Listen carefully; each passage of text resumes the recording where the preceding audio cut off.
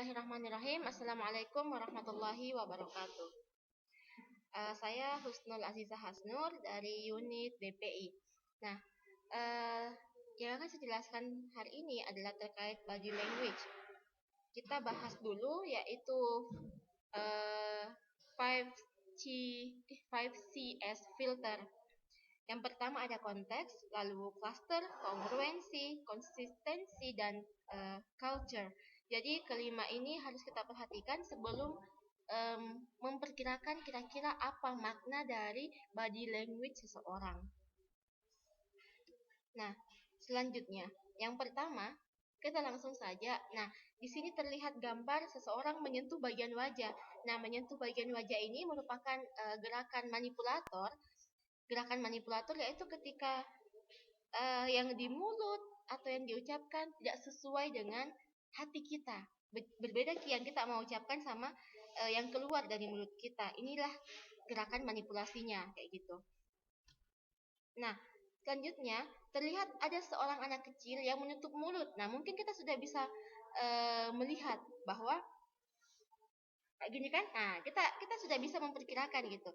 Nah, ini menunjukkan bahwa tidak semua hal yang ingin diungkapkan. Jadi tidak ingin mengungkapkan segalanya, atau mungkin ada kecenderungan untuk tidak ingin menjawab atau bisa juga memutus komunikasi dan interaksi. Nah, selanjutnya di sini terlihat individu yang memalingkan kepala sedikit. Nah, jika individu memperlihatkan body language yang seperti ini, maka ini membuktikan bahwa mungkin saja orang ini tertarik akan sesuatu.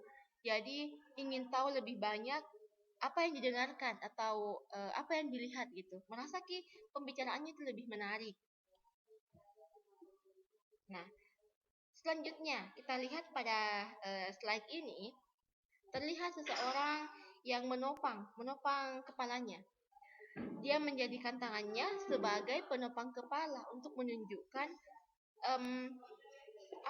menunjukkan bahwa dia sebenarnya sudah lelah untuk mendengarkan pembicaraan.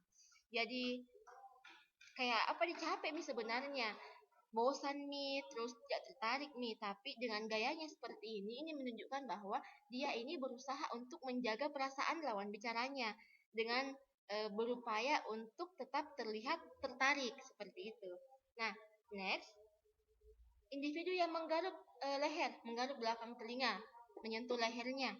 Nah, ini menunjukkan mungkin saja ada keraguan atau ketidakpastian dari hal yang dia ungkapkan seperti itu.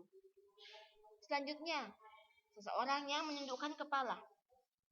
Ada berbagai hal yang menjadi kemungkinan terjadinya sikap seperti ini.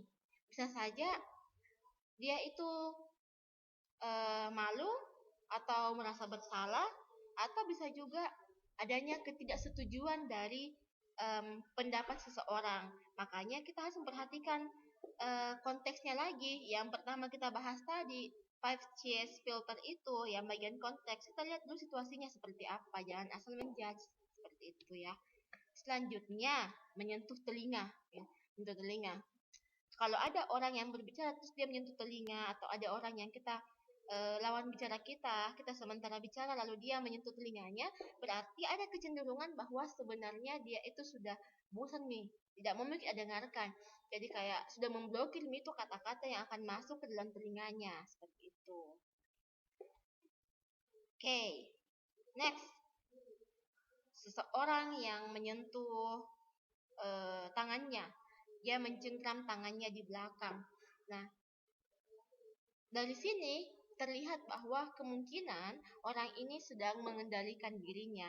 Dia sedang mengendalikan dirinya, atau dia cenderung gelisah. Pokoknya dia kurang nyaman dan berusaha untuk menjaga sikap. Seperti itu.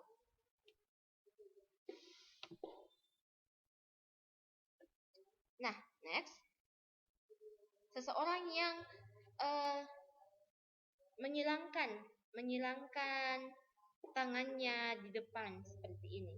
Nah, ini mungkin saja dia sedang melakukan penolakan atas suatu pendapat ketidaksetujuan, atau mungkin juga sikap defensifnya, tidak nyaman, atau dia juga orang yang kekeh gitu, tidak mau berubah, pendapatnya dia tidak mau diubah, seperti itu. Nah, selanjutnya mencengkram pergelangan tangan di belakang, begitu tah, seperti pada gambar. Nah, ini menunjukkan adanya kepercayaan diri, terus posisi otoritas, bisa juga adanya kayak lebih yakin gitu dia berdirinya. Nah, selanjutnya individu yang menggenggam lengannya secara menyilang, seperti pada slide. Di sini terlihat bahwa individu itu mungkin dia sedang tidak percaya diri, sedang gelisah, menutup diri lah gitu, tidak nyaman. Pokoknya merasa kurang menyenangkan lah, seperti itu ya. Nah, gambar selanjutnya. Dia mencengkram tangan, tapi tangannya lebih ke atas kan. Jadi dia itu mencengkram lengan atas. Maknanya mungkin saja orang ini sedang menahan emosinya, atau dia juga sedang berusaha untuk mengendalikan amarahnya sendiri. Seperti itu. Oke, kita lanjut ke gambar berikutnya, ke slide selanjutnya. Yaitu seseorang yang memainkan benda seperti pulpen, pada gambar yaitu kacamata or anything. Nah, mungkin saja orang itu sedang berusaha untuk mengalihkan perhatian atau menunda dalam memberikan keputusan. Jadi, tapi tetap ya kita perhatikan konteksnya, jangan sampai kita asal menjudge sebelum lihat dulu kondisi yang ada. Nah, next ada posisi tangan ini. Posisi tangan yang digenggam. Nah, bisa saja maknanya adalah sikap yang ditahan cenderung adalah sikap negatif. Jadi dia berusaha menahan dirinya gitu, berusaha menahan sikapnya yang cenderung ke arah negatif. Dia gelisah akan sesuatu hal.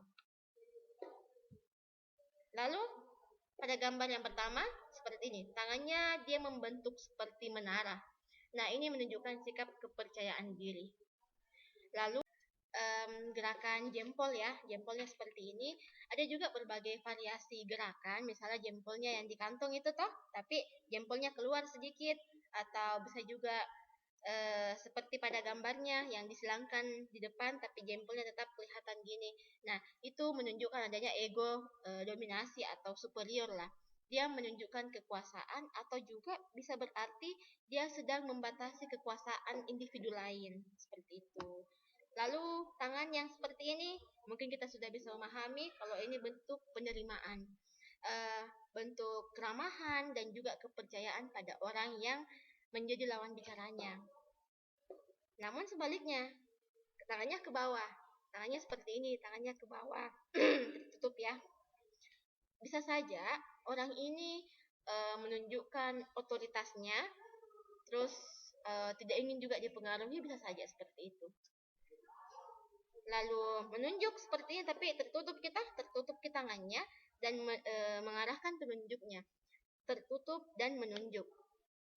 Hal ini bisa saja berarti bahwa individu tersebut sedang menunjukkan otoritas dan agresinya.